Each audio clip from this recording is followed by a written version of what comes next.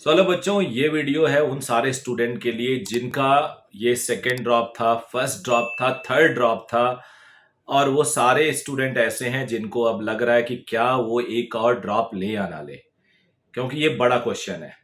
और ये क्वेश्चन इसलिए भी बड़ा है क्योंकि कई बच्चे सोच रहे थे इस बार उनका सिलेक्शन हो जाएगा। उन्होंने अपने पेरेंट को, खुद को, सबको प्रॉमिस किया था कि इस बार वो सिलेक्शन ले लेंगे। तो आज हम इस पूरी डिस्कशन को एनालाइज करेंगे और फाइंड आउट करेंगे कि क्या और किस सिचुएशन में आपको फिर से ड्रॉप करना चाहिए। पार्शियल ड्रॉप क्या होता है, पार्शियल ड्रॉप किनको करना चाहिए, इन सब के बारे में हम लोग बात करने वाले हैं। अगर आप फर्स्ट टाइम इस चैनल पे हो तो सब्सक्राइब कर लेना, और अगर आप रिपीटेड हो तो अगर अच्छा लगे वीडियो तो लाइक जरूर करिएगा। तो चलो डिस्कस करते हैं। पहले तो एक डीकोड करते हैं इस बात को कि पार्शियल ड्रॉप किसे बोलेंगे हम लोग। पार्शियल ड्रॉप उसे बोलेंगे जहां पे हम पैरेलली कोई ना कोई डिग्री कोर्स में इनरोल कर लेंगे। मे बी वो बीएससी हो सकता है, मे बी और कोई पैरामेडिकल कोर्सेज हो सकता है जहां पे हमने अपने आप को इनरोल कर रखा है और उसके साथ ही साथ हम एमबीबीएस की प्रिपरेशन कर रहे हैं। कुछ केस में वो मेडिकल के कोर्सेज भी हो सकते हैं, बीएमएस, बीएचएमएस। लेकिन ज्यादातर बच्चे इजी कोर्स लेते हैं सो दैट उनके पास मेहनत करने का, समय निकालने का ज्यादा टाइम हो, नीट प्रिपरेशन में दे सके। अगर वो मेडिकल का कोई कोर्स लेते हैं तो वहां ज्यादा पढ़ाई करनी पड़ती है और वहां पे समय निकालना थोड़ा मुश्किल हो जाता है। तो पार्शियल ड्रॉप हम इसको बोलेंगे। अब ड्रॉप करें या पार्शियल ड्रॉप करें, क्या क्या सिचुएशन हो सकता है, तो मैं 5 केसेस डिस्कस करूंगा और उन 5 केसेस में आप अपने आप से क्वेश्चन पूछना।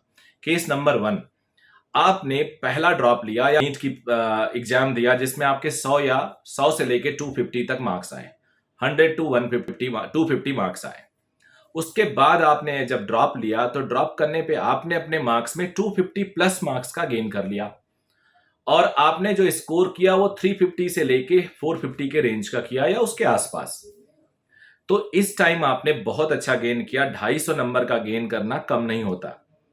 अब आपने अगर 200-250 गेन कर लिया तो 600 से 650 के बीच में आप लैंड कर जाओगे और वो एक सेफ स्कोर होगा सिलेक्शन के लिए। और ऐसा आपने एक बार करके दिखाया है तो यहां भी चांस बनता है, तो आप ड्रॉप ले सकते हैं। बहुत ही क्लियर वीडियो बना रहा हूं, कोई ऐसी बात नहीं डिप्लोमेटिक बात की देख लेना, ये कर लेना, वो करना। क्लियर मैं अपना व्यू बता रहा हूं। अब मेरे व्यू से हो सकता है आप डिफर करो, ये पूरी इंडिविजुअल थॉट है, मैं लेकिन अपना व्यू कंप्लीट बता रहा हूं। दूसरा सिनेरियो है, आपने पहले 200 से 250 तक का स्कोर किया, पूरा ड्रॉप लिया और सिर्फ 100 मार्क्स बढ़ा पाए, यानी आपका स्कोर आया 200 से 350 के बीच में। अब एक क्वेश्चन बनता है कि अब एक ड्रॉप लेके आप 400 मार्क्स कैसे बढ़ाओगे।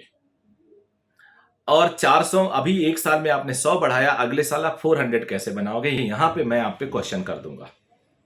मैं पर्सनली अगर होऊंगा तो मैं आपको चांस नहीं दूंगा। अगर आप मेरे बच्चे होगे तो मैं आपको चांस नहीं दूंगा, क्योंकि आपने पहले चांस को बहुत वेस्ट किया, 100 नंबर सिर्फ बढ़ा है। अगले चांस में आप 4 टाइम्स करना आपके लिए मुश्किल है। यहां पे 10% आपको मैं ग्रेस देता हूं, 10% आपको एक चांस देता हूं कि हो सकता है आपके साथ कुछ सर्कमस्टेंशियल ऐसी सिचुएशन हुई हो जिसकी वजह से आपका परफॉर्मेंस डाउन हुआ हो और आप एकदम 100% डिटरमिन है कि अगले साल आपका 400 बढ़ जाएगा, तो चांस ले सकते हो। बट मेरे हिसाब से थोड़ा डाउट है मुझे। तीसरा पॉइंट ले लेते हैं। आपके फर्स्ट अटेम्प्ट में जब आपने नीट दिया अच्छे से, 250 टू 300 मार्क्स थे, आपने पूरी ताकत लगाई और 200 नंबर बढ़ा दिए आपने, 450 से लेके 500 प्लस के बीच में आ गए मार्क्स आपके। ऐसे केसेस में अब आपको सिर्फ 150 नंबर से ज्यादा बढ़ाना है। यहां भी मैं आपको बोलूंगा कि आप ड्रॉप ले लो, आपके बढ़ेंगे नंबर। लेकिन हाँ, वो गलतियां मत करना, थोड़ा और अच्छा करना होगा आपको। तो ये तीसरा सिनेरियो था मेरा। फोर्थ सिनेरियो क्या है मेरा? फोर्थ सिनेरियो है कि पहले तैयारी के बाद आपके मार्क्स आए 250 से लेके 300 के बीच में। आपने एक साल पूरा झोंक दिया अपने आप को और you have only gained 100 plus marks and so you scored 350 to 400 marks. अब आपको 250 बढ़ाना होगा to get the desired 600 plus marks, which seems impossible because पहली बार आपने अच्छा स्कोर किया, उसके बाद भी आप सिर्फ 100 नंबर बढ़ा पाए हो। 100 नंबर बढ़ाने के बाद अब कैसे आप 250 बढ़ा पाओगे?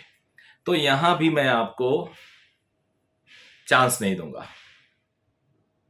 अब आ जाते हैं फिफ्थ पॉइंट पे। आपने पहले ही बार में 350 से 450 मार्क्स स्कोर कर लिया और उसके बाद आपने ड्रॉप लेने के बाद भी आपने सिर्फ और सिर्फ 100 नंबर बढ़ाए और 450 से 550 आ गया। तो मैं यहां पे आपसे क्वेश्चन पूछूंगा कि आपने बहुत बड़ी गलती कर दी। जो बच्चा पहली बार में 350 से 450 आता है, उससे तो क्वेश्चन पूछूंगा, ऐसा हुआ क्यों? आप तौबा करो, आप अफसोस करो, और उसके बाद मैं आपको फिर चांस दे दूंगा कि आप कर लो, क्योंकि you deserve for the best. आपने अच्छा किया था, लेकिन आपने लापरवाही से सिर्फ 100 नंबर बढ़ाए। ये तो सिचुएशन 5 रहा। 5 में मैं खुले तौर पे 2 लोगों को चांस देना चाहूंगा, जिन्होंने पहले ड्रॉप में ड्रॉप करने के बाद 250 200 प्लस इंप्रूव किया। उससे कम जिन्होंने इंप्रूव किया उनको मैं थोड़ा कम चांस दूंगा। ऐसे सारे लोग पार्शियल ड्रॉप ले सकते हैं, और वो सारे भी पार्शियल ड्रॉप ले सकते हैं जिन्होंने बहुत अच्छा स्कोर किया है, बट उनके अटेम्प्ट्स अब इतने नहीं बचे हैं। मतलब बचे हैं क्या, देने को तो कुछ भी देते रहो, लेकिन जनरली जो उन्होंने अपने आप से कमिट किया था, 3 साल हो गए, 4 साल हो गए, पेरेंट्स का भी प्रेशर है, सोसाइटी का भी थोड़ा प्रेशर है, अपने रिश्तेदारों का, घर वालों का, दादा दादी का, अंकल आंटी, तो ऐसे केस में आप पार्शियल ड्रॉप ले सकते हो। बट पार्शियल ड्रॉप लेना कहीं आपका दोनों चीज नुकसान ना करा दे, कि आप ग्रेजुएशन में भी अच्छा ना कर पाओ, बिकॉज मार्च अप्रैल मई के आसपास उसका एग्जाम होता है, और यहाँ भी अच्छा ना कर पाओ। तो ये भी ना हो कि कहीं दोनों जगह से आप चले गए। पार्शियल ड्रॉप जब वही बच्चा करे जिसके अंदर एक आग है, जिसके अंदर डॉक्टर बनने की बिल्कुल तगड़ी वाली आग है, कि उसे हर हाल में करना। मेरा एक student last year BSc final करने के बाद उसने एमबीबीएस क्लियर किया, और 637 या 39 मार्क्स थे उस बच्चे के। उस बच्चे ने मेरठ मेडिकल कॉलेज में एडमिशन लिया। तो ऐसे केसेस हैं, बहुत सारे हैं। इस बार एक और बच्चे ने लिया, उसकी केस मैं आपको जल्दी ही लेके आऊंगा सामने। तो लेकिन उसने पार्शियल ड्रॉप नहीं लिया था, उसने कंप्लीट ड्रॉप लिया था।